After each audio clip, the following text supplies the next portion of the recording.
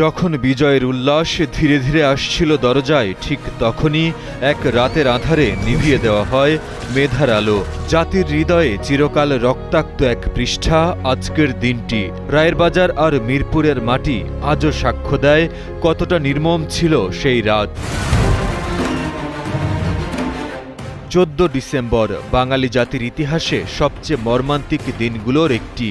এই দিনে পাকিস্তানি হানাদারদের লক্ষ্য ছিল বাংলাদেশের মেরুদণ্ড ভেঙে দেওয়া। তাই তারা হত্যা করেছিল জাতির শ্রেষ্ঠ সন্তানদের।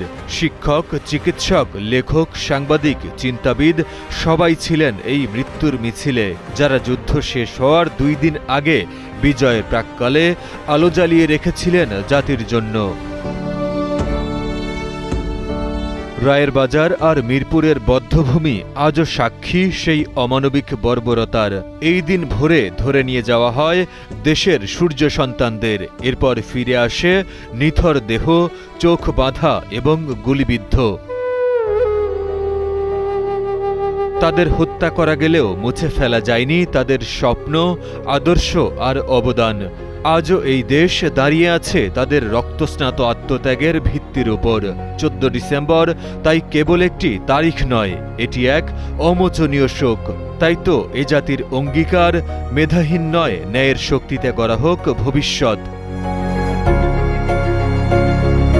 তাদের হত্যা করে থামানো যায়নি একটি জাতির অগ্রযাত্রা। তাদের রক্তের উপর দাঁড়িয়ে আজও এগিয়ে চলেছে বাংলাদেশ।